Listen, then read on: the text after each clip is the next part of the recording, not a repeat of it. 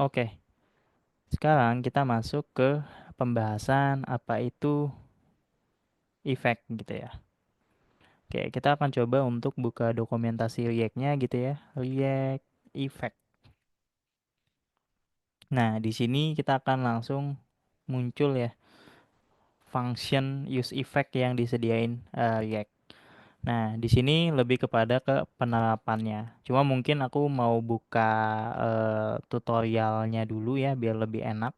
Di sini kita bisa ke bagian learn atau teman-teman bisa klik aja nih link yang ini synchronize a component with an external system.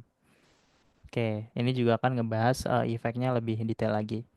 Oke, jadi efek itu apa sih? Nah, di sini kalau story-nya biasanya itu kalau kita punya komponen, kadang kita butuh sinkronisasi si komponennya sama external system. Contohnya apa? Contohnya misalnya kita mau mengontrol sesuatu di luar ya komponen gitu ya.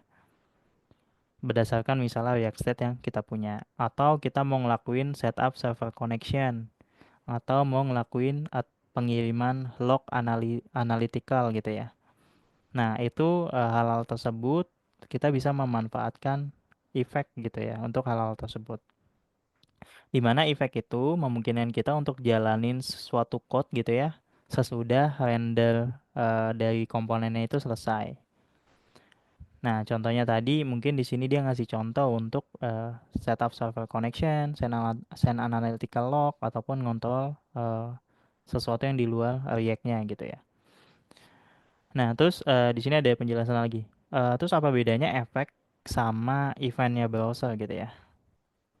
Nah, kalau di efek ini ya, sebelum kita kenal si efeknya, kita harus familiar dulu sama dua jenis atau dua tipe logic yang di dalam ya komponen.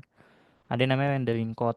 Rendering code ini di mana kita ngeletakin prop state, terus ngubah mereka dan ngembaliin JSX ya. Yang mana JSX-nya nanti akan ditampilin gitu. Terus ada lagi yang namanya event handler.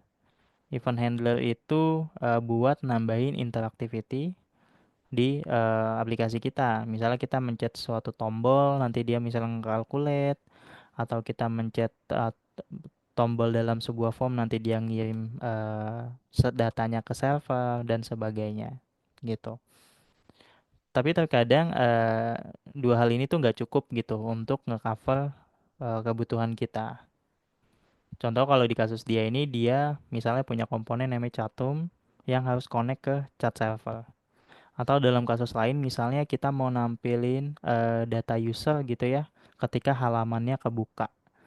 Nah, di situ kan tidak ada event handler yang ke-trigger gitu ya. Ketika misalnya halamannya kebuka, kita kan nggak nge-mencet sesuatu atau nggak ngelakuin sesuatu gitu ke webnya. Kita cuma buka halamannya aja.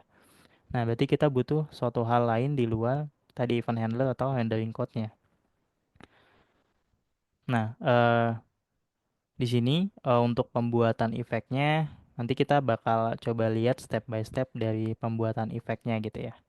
Ternyata dia mengimport sebuah function yang namanya use effect, lalu ngejalanin si function use effect-nya seperti ini. Nah, nanti kita akan langsung coba ke implementasinya. Tapi di sini aku belum punya project React-nya. Di sini aku akan coba untuk buat dulu project React-nya gitu ya. Nah, eh karena aku belum punya project React-nya, aku akan coba buat dulu project React-nya menggunakan yang namanya Vite. Nah, kalau teman-teman belum belajar untuk ngebuat project React-nya, teman-teman nanti bisa nonton video pembuatan project React di channelnya Codeplay ya, di playlist React punya Codeplay. Di sini kita coba buat projectnya menggunakan npm create Vite add latest. Di sini akan ngebuat project React-nya. Di sini misalnya aku namain klien gitu nama projectnya. Aku pilih di sini React, lalu variannya aku pilih JavaScript. Oke, ini kalau aku ls, maka udah kebuat nih folder kliennya. Oke, sini aku coba eh balik lagi. Oke, di sini folder kliennya udah kebuat. Di sini ada project React-nya, seperti teman-teman biasa bikin project React gitu ya. Oke. Nah, selanjutnya aku akan coba jalanin project React-nya dulu ya. Aku clear, terus aku coba jalanin, coba npm dev. Eh, sorry, ternyata aku belum masuk ke projectnya ya. Projectnya ada di folder client. Folder cd client, aku clear lagi npm dev. Oke, di sini katanya fit command not found. Nah, ini aku belum jalanin npm install, node modulesnya belum ada. Aku coba jalanin npm install, dan nanti akan aku jalanin npm dev untuk ngerunning project React-nya.